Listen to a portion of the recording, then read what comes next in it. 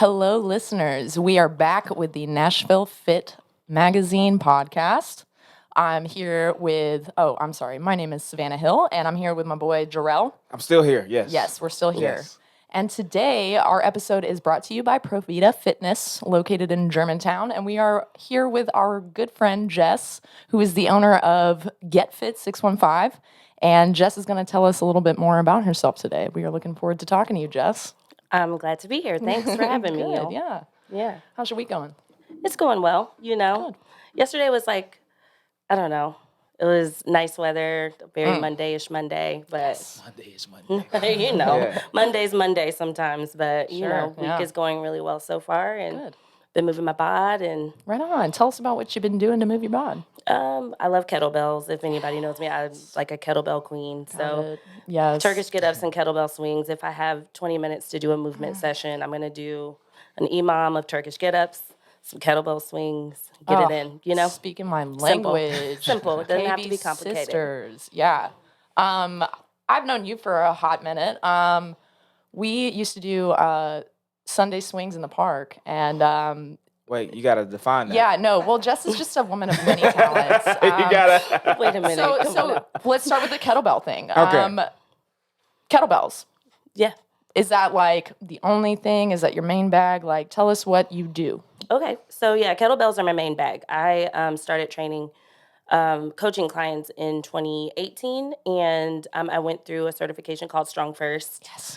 A lot of y'all are familiar. It's pretty intense. It's like a weekend-long certification where you go out and you work out all weekend, and then you do some tests based on your weight and your gender and things like that. So I had to use a 35-pound kettlebell, and we did 100 snatches in 5 minutes Yeah. with a 35-pound kettlebell. How did you feel and look at the end of that? I like laid on the ground after. I had like 10 seconds left, and I was like, I refuse to leave here without this certification. So That's awesome. just hauled butt and just did it. That's like Secret Service, one of the Secret Service tests. Did you know that? That's one of their fitness tests. Strong First is What? very It's military. It's 100 snatches in what'd you say? 5 minutes. Yeah. It may be 200, maybe 100 or 200, but that's one of the Secret Service. Don't ask me how I know, because I was gonna protect the president one day. No, I'm just playing. I wasn't. Wow. I'm 100% lying. I would Strong First not is, take a bullet for any president. That's hilarious. Facts. But that is one of their tests. Yeah. Yeah, and Strong First bases a lot of their certifications and their programs off of military Yeah. base. Yeah, it's like strict pull-ups, no kipping, that kind Yeah. of thing. So My yeah, type of thing, Really, yeah. really cool certification. I want that one, and I've Yeah. been wanting that one for a while. So Yeah, Yeah. it was intense. I mean, Yeah. you just see all the people there, and like everyone's all excited, and it's set up for failure, pretty much. Like essentially 35% of people pass it at the actual certification, and then they give you some time after to record it and send it in. And I was like, I'm not doing that. Yeah. Y'all, I'm here. I'm here. I'm I'm gonna going. do I'm it getting now. after it. I'm That's leaving awesome. today. So Yeah. So just I don't know as much about you. So I'm interested. This is gonna be our first date. That's Oh, yeah. what we called Savannah's and our first podcast. So this is gonna be like us getting to know each other in front of everybody, except that just like a camera and microphone. Tell me a little bit about yourself. Like, if you have a fitness philosophy? What is your fitness philosophy? And then I know we were talking kind of behind the scenes. You just recently took over Get Fit 615.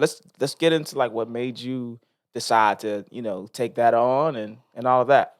Yeah, so I have a background. My original career, I've had a lot of careers. That's like one of the fun facts about me. I've done a lot of things, but I was in sales for a long time. And then I really got into fitness. I joined Hotbox. That's where I first met you. Like you were an instructor there at Hotbox. And I had a trainer that was great, taught me a lot of things about moving my body and like fundamental movement, functional movement. So it really got me interested in learning more and like investigating more. And then my mom got sick in 2016, and she got diagnosed with lung cancer, and cancer is horrible. And 8 months later, she passed away.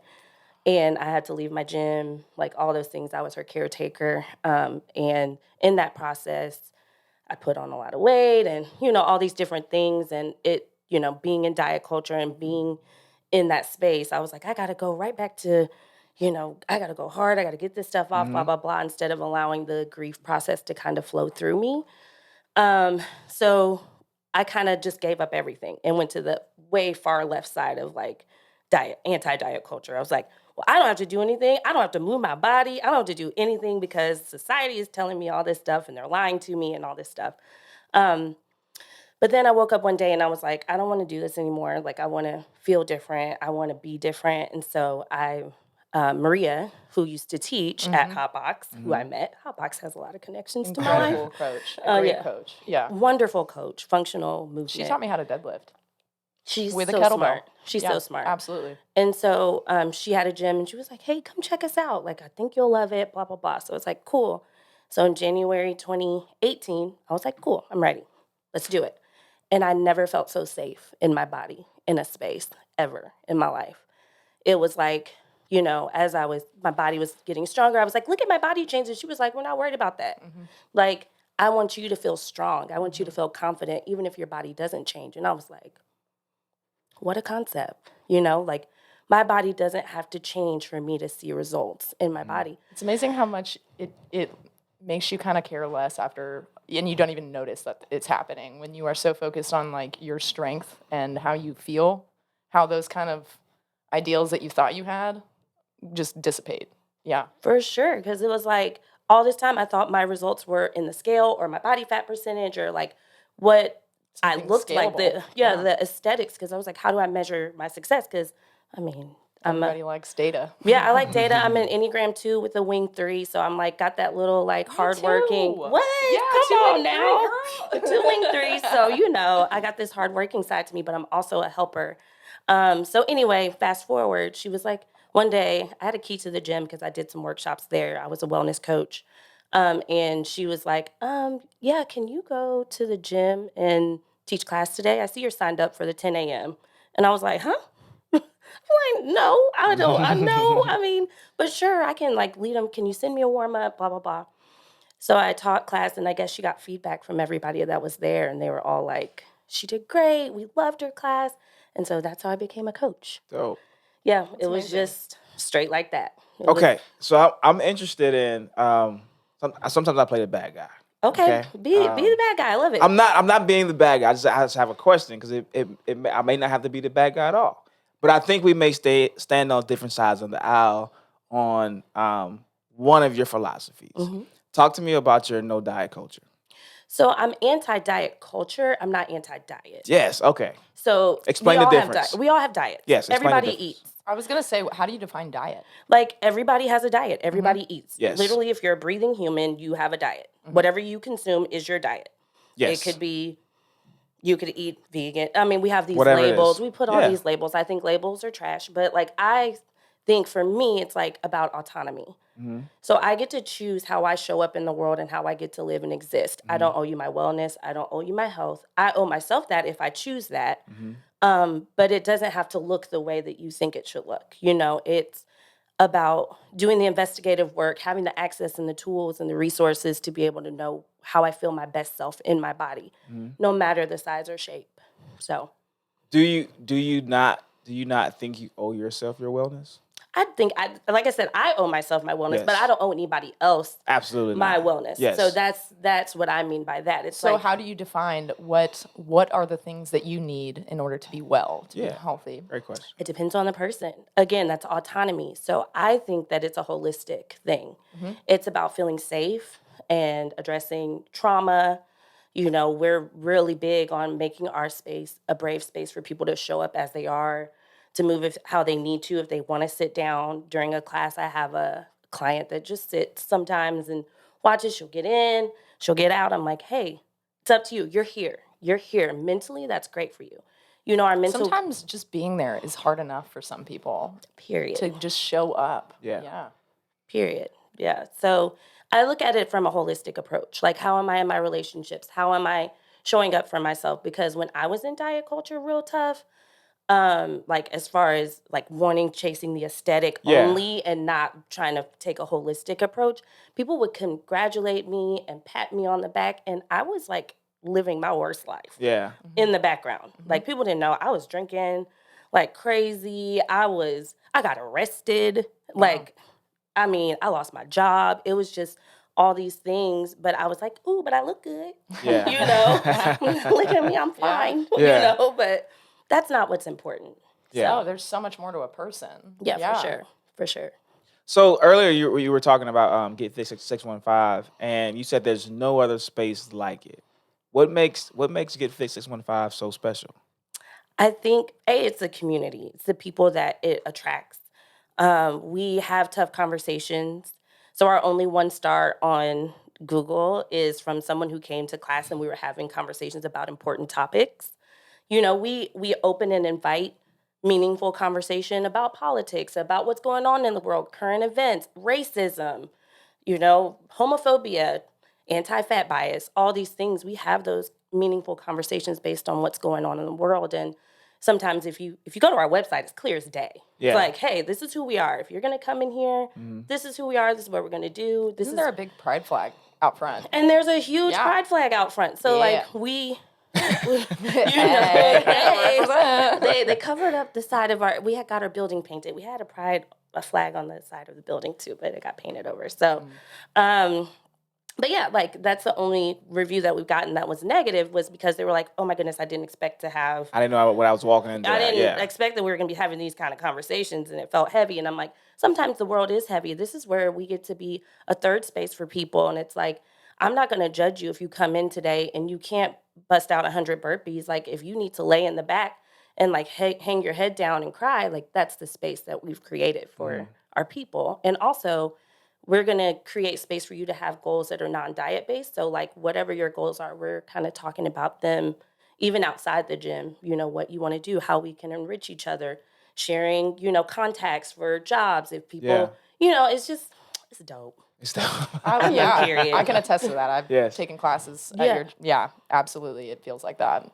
And the people make it. And you have I feel like I was going to mention the way that you were coached to be a coach.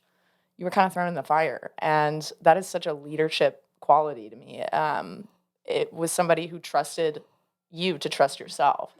And you were like, oh, okay, all right, I'm doing this. And you trusted yourself. And you've done that. I've watched you do that with your members and your people. And you put other people in leadership positions because it's not about, I'm in charge. I am the only one who knows best. And it's about it being a community experience and teaching each other. And I have learned more from community experiences like that than somebody who's talking down to me and like, only I know, you know, and it's a beautiful thing. It is very welcoming, and it's, you know, any body type, any belief, you know, it's a safe space. So yeah.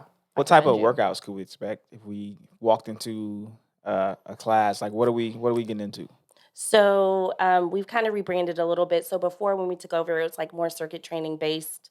So you could get a variety. One day you might do TRX, one day you might do cardio, one day you might do something else. Now I'm like, my background is kettlebells, and it's what I know and love. And I know it to be a great tool for people to use if they just learn how to properly use them. So we do kettlebell forward workouts. Okay. So, but we also still have the TRX. We still may go run to Edge Hill or to the roundabout or do some cardio because we want to keep some familiarity there for the people that have been there forever, but also invite space in for people that are like looking for a kettlebell studio that maybe don't have that here in Nashville, because I feel like there's a ton of kettlebell community, but not a ton of like kettlebell forward studios. Yeah.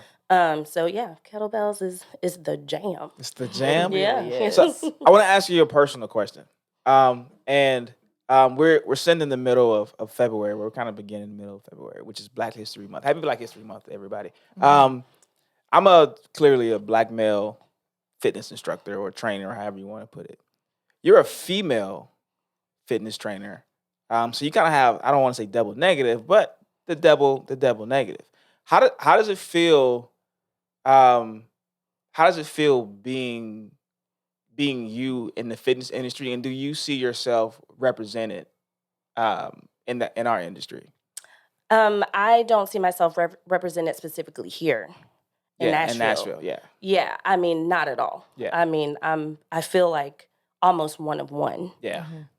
Especially being in my body size. Yeah. Because I exist in a fat body. I'll call myself fat. Fat's not a bad word. It's a descriptor. So when someone sees me, they may think, oh, she doesn't know what she's doing. But you experience my class and I'll change your life. Right. And I know that to be true. Yes. 1,000% because I know my stuff. Because I agree. thank you. Yeah. I appreciate it. Yeah. I really do. I appreciate that. I know my stuff. And the people that come to Get Fit 615 or have been to Sunday Swings, which is super dope. We didn't explain Sunday Swings, did we? No, we really should. Yeah, we because should it's so because it fun. sounds. It sounds. Hi, husband. Sounds It's not- something. Sounds something. interesting. I'm just ready for this weather to turn Sunday back to, swing. swing weather. Yes. Not a swing time. Sunday Swings actually originated in New York. Okay. So kettlebell, why can't I think of the name of the brand? Kettlebell Gains Apparel. Mhm. Oh, yeah. So the Good founder of Kettlebell Gains Apparel started doing like Sunday meetups in the park. He's And they so would cool, swing too. kettlebells together. Yeah. And so then they popped up one in Boston with my good friend Justice Rowe, who owns Fitness for All Bodies. And then my friend Damali started in Canada. And so I was like, oh man, we're like doing this. Like we're going to take this across the country, across the world. So I started it in Nashville. Yeah. And we would just meet up at Centennial Park and swing kettlebells. Dope. That's it. Just Yeah. like flow, like It makeup literally flows. is a flow. Yeah. And it's just like people getting together who like kettlebells and share ideas, learn some stuff. I've learned every time I've gone. And it's just a fun thing to do on a Sunday. Dope. It's like Freestyle Honestly. Friday. Like Yeah. Freestyle Friday. For For kettlebells. in real life. Yeah. In real life. Yeah. Why do you think you're underrepresented in the fitness industry? I think for what I said before, it's like when people want to look at someone and say, oh, that's body goals.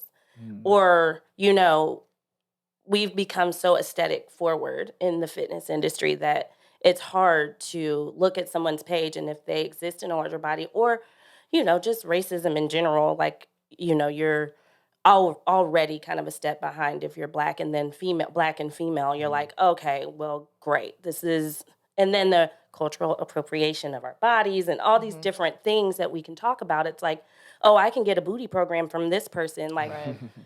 I have a booty. Like, I have a booty. You do your booty program. My booty is natural. And like, I mean, that's not to be appropriated. Like, you know Yeah. what I mean? So like, I just feel like, the racism part of it plays a big role in it.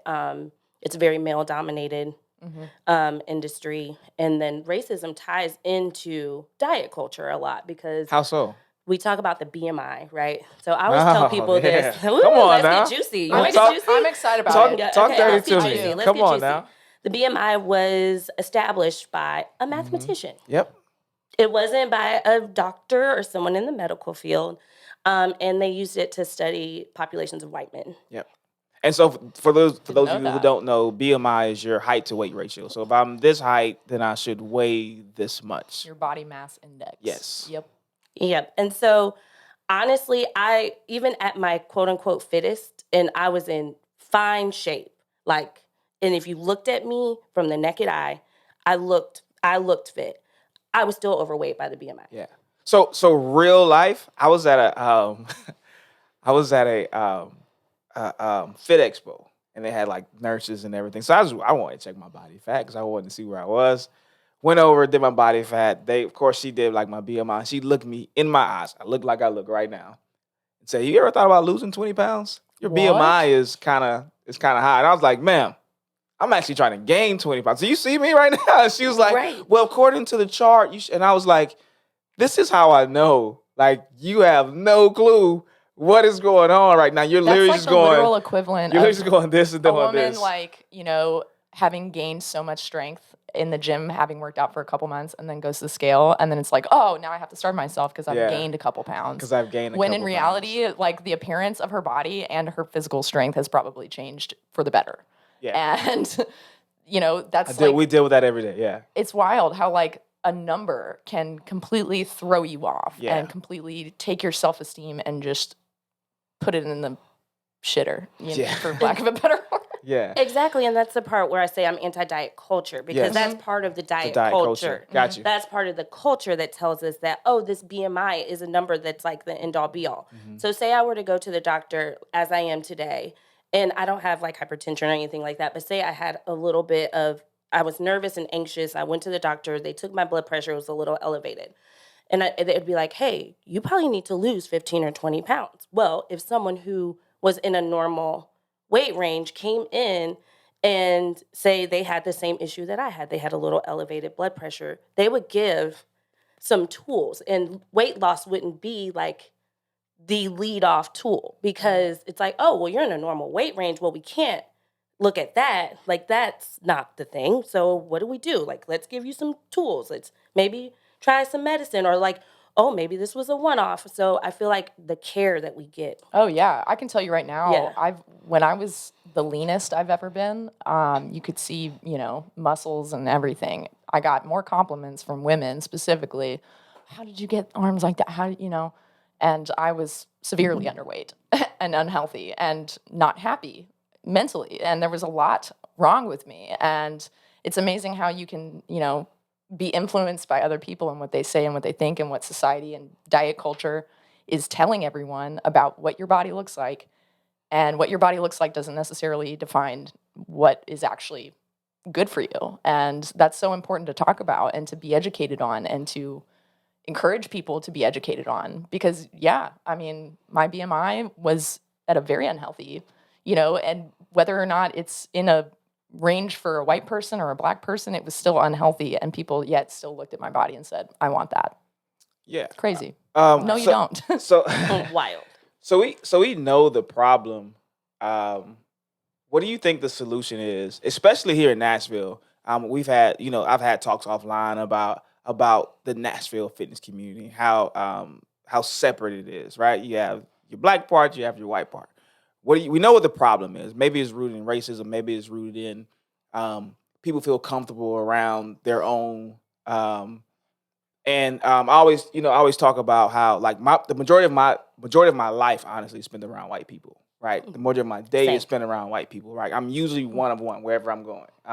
The gym that I work in, I'm one of one, and there comes a especially probably growing up, I would assume probably the same way. Like there comes a certain burden, like you carry it for your race. And so if you mess it up, like if you get in the door, we let you do it, and you mess it up, then it's like, okay, all black people are this way. See, told you guys, right? And so even like the way I was raised, my mother was like, you're not only representing me, but when you go somewhere, you're representing our culture. From the way I speak, my mother, she was very strict on how I talk, so I don't have an accent of any kind. Like she would correct me, like in the middle of my sentence, no, say it this way, right? Like just because she wanted to make sure, right? I'm from Florida. We have dreads and gold teeth. I had the same haircut my whole life because my appearance mattered that much. My mother thought that my appearance, or she was right, the way people see you matters that much. That's why I'm always like matchy. When people say, "Oh, your shoes match your," and I'm like, "Yeah, it's just that's the way I was raised." So I say all that to say, like, what's the solution, and to bring in the fitness culture together so that we're just a Nashville fitness community and not black Nashville fitness, white Nashville fitness. How do we bring this? Because even if you look through, and this is no shade to our magazine, if you look through our magazine. The last issue, it was the best of. It's all white people. We were in there. Hey, right? Best free community workout. Yeah, it was me. It was me, you, and a random Barry photo in the whole. But the best of, right, was white people, and then there was you. So how do you? And that's no shade. No, don't get me wrong. I'm not complaining. I'm not saying anything because it's a fact. It's a fact. But a part of the problem, and I'll say this as well, like. Black people, we don't participate. We don't put ourselves in those situations to be recognized because it's like, oh, that's their thing, right? We don't want to necessarily be a part of it. So it's definitely a twofold thing. So that's why I'm asking you, what do you feel like the solution is to that? So, okay, I actually, during 2020, I was pregnant with that little guy. Over there sleeping? Oh, yeah, over there sleeping. My baby's here asleep. I started doing masterminds for wellness professionals. It was called Wellness Includes Me. And basically we would get into we'd do 6 weeks and we'd talk about like how we shape the fitness industry in Nashville. And so we'd have conversations about community care, like wellness is community care, things like that. I feel like we just need to have more conversations like that, like bringing everybody together saying, hey, this is like Nashville Fit is a great platform for that. Like, hey, we're having a conversation about the fitness industry, and it's going to be real and it's going to be honest, and we're going to talk about what's wrong with the fitness industry, and we're going to talk about what's right too, because it's not all bad. I think fitness is great. That's why, I mean, we do this. Right. We love fitness, and I think that there's a way that we can come together and have meaningful conversation. Like, you and I probably have different training philosophies, but I have a lot of respect for you and what you do. I appreciate that. You're a Thank very you. smart trainer. Like, Savannah, you and I may have we have similar points of view, I feel like, but we may have different things and nuances. Yeah. You're FRC. I've learned some of that stuff, but I don't know. Very different backgrounds, yeah. Different backgrounds, but I respect what you do, because I know that there's a lane for everybody. Everybody's going to find their trainer, their coach, their gym, whatever it is. And if we can honor that and not look at each other.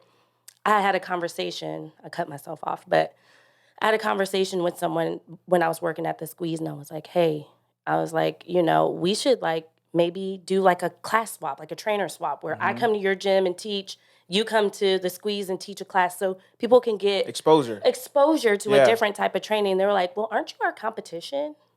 Nah. I was like, I think this is fun. Like, I mean, because people people deserve to see all aspects. And I think there is a divide between like institutions who are providing fitness services and then the people, like the individuals who work at them or who don't work at them. Like, I want that too. And I have to fight against people who are competing, and it is about competition.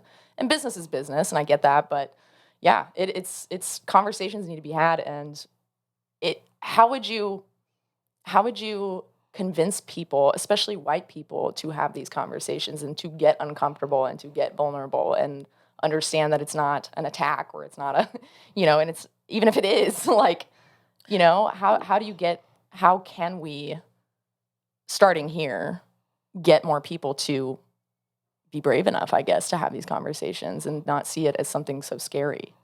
Well, I think the big part of it is, like, when I did the mastermind, it was like, hey, we're all in this together. Like, we all make mistakes. Like, I'm anti-Blackness, and, that is rooted in everybody to some degree, even as Black people, because of how society has conditioned us. So we have to understand, like, we're pretty much all on the same page still, because we all exist in this society. So if we lead off with that, like, hey, look, I'm not here to attack you because I think you're the big bad wolf. I don't think that at all, actually. I think that we're on the same side of a lot of things. We just haven't had a conversation together. And, like, I'm not if you have a weight loss challenge or whatever, that's your business. It's none of my business. But that's not how I operate. And I just hope that you respect what we do and that we're not going to engage in that. You can do whatever you want to do. We all have room to exist, but we just need to come together and understand and recognize that, we're all we have the same end game. We want people to be well. Absolutely. Period. Absolutely. Yeah.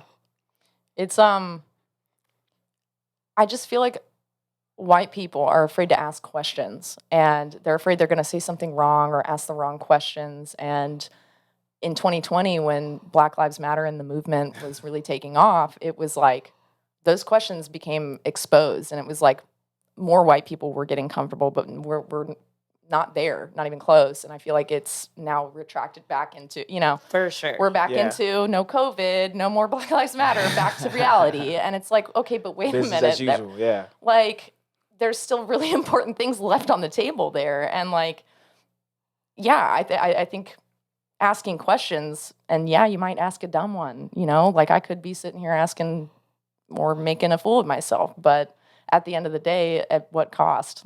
None. I'm learning stuff. I'm learning important things, and I'm learning how to coexist and help more people. That's what it's about. Yeah. At least for me, fitness and wellness is so much more than aesthetically, how you look and feel. It's connecting with other people and learning how to coexist and have a happy life and not be bitter and mad all the time,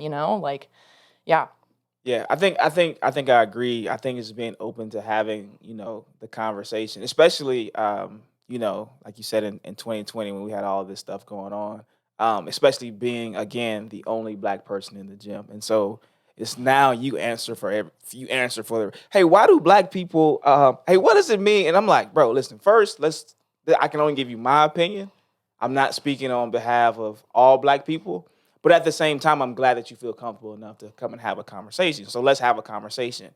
Now that you have to understand, this conversation goes both ways, right? And so there are some things that I may ask you that you may not feel comfortable about. Sure. And there may be some things you ask me that, I'm a pretty confident person. So, but even because, if we're being honest, the racial tension at that time was so much, I even felt it, I'll say, inside of our working space. So if you take me out of the gym that I train in, there are no black people, right?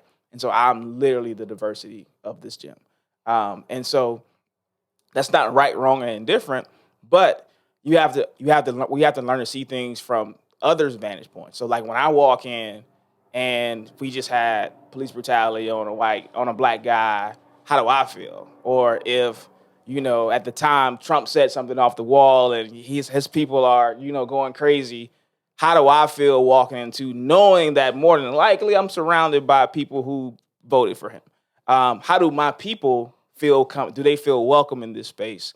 And so there's so many different like angles we can look at this, because I'm not there and they walk in there waiting on me. Are they okay? Are they going to go sit in their car? Are they going to go talk to the other, are they willing to talk to other trainers or whatever?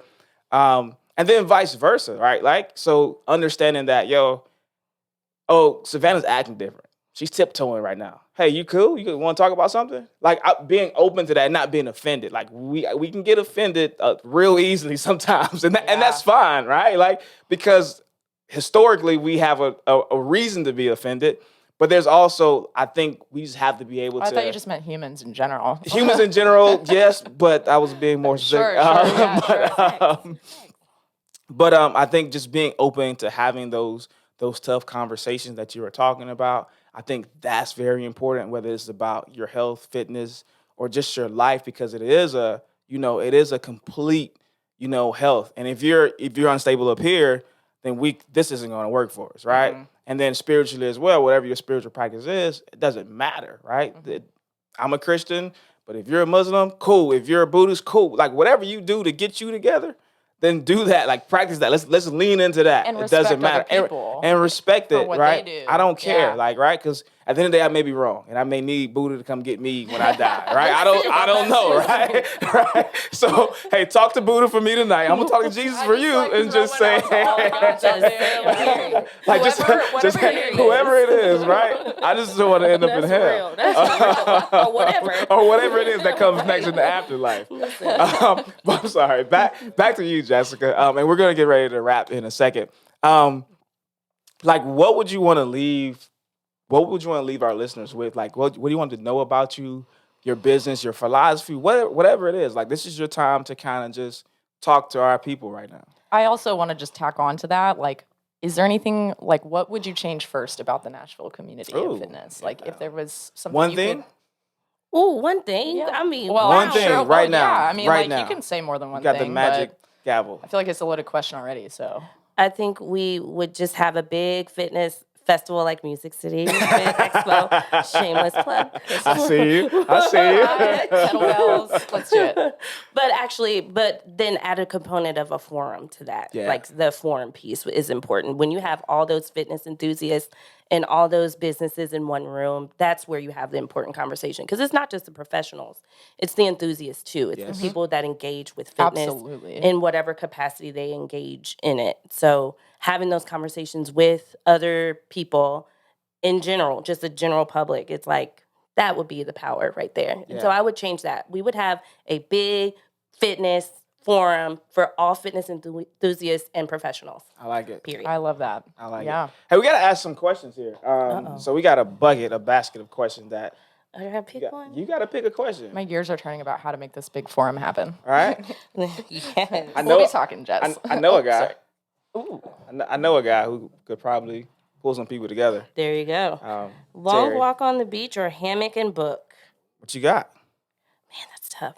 It depends on the time of year. I mean, you're probably on a beach, so it's probably nice. I would assume. Yeah, all of the above. Yeah, it's probably a nice day. Yeah, I'm a long walk on the beach person. I love the water. Something really calming and peaceful. When you walk in sand, it's good for your strength. She's like, it's good for your feet. It increases your heart rate and you burn extra calories when you walk. No, unstable surfaces. I love the way your mind works. I just got really, yeah. All right, should I go? This is a dumb question. I don't like this one. Wow. Sorry, I'm going to call it out. That means it's a good question. Terry, this isn't even a question. Burpees or box jumps? Get out of town. Kettlebell swings. Honestly, but I'm not going to go on a tangent about burpees. I just don't like them. Don't like them? I think there's other things you can do, and kettlebell swings would be one of them, but box jumps are far more, they're going to translate to a lot of other things. So you're a box jump? Yeah, 100%. This is a question that is Wait, after I want to know your answer. Mine? Yeah. Burpee box jumps. No, I'm just playing. Yeah, put them together. That would be the CrossFit way. No, I'm just kidding. I come from athletic backgrounds. So I would do box jumps all day. Word. Same. Cool. Oh, yeah. Cool. My question is black coffee or a latte? And I always say, please don't take offense to this, but I always say I like my coffee like I like my women, strong and black. Yes, and yes, a little- I don't take offense to that. That's it. Right Wow. And we got claps now. Y'all heard that? Okay, that's that's the first clap. But yeah, that's. What about you? Black coffee or a latte? I like both. It depends. If I'm like really just feeling it, I'm like want a little fancy latte every now and then, splurge. But if I'm at home, I'll drink it, black splash of almond milk. Now, I will say I do enjoy a good Cuban. But okay. Yeah. It depends on where the latte's from, because sometimes, Starbucks just does it real sweet, and I like that sometimes. I'm like you. It's like if I'm feeling like a nice little, treat yourself, then yeah, I'll go get me a latte. But, lattes, you can get even more fun with that. So I'm going to say black coffee because that's what I drink every day. So I like it. Yeah. Hey, we got to wrap this thing up. Let's wrap do this it. party All up. right, Jess, well. we really appreciate you coming and talking and getting to learn more about you. And Get Fit 615. Where can people find out more about you? Yeah, so you can follow us at Get Fit 615 on Instagram.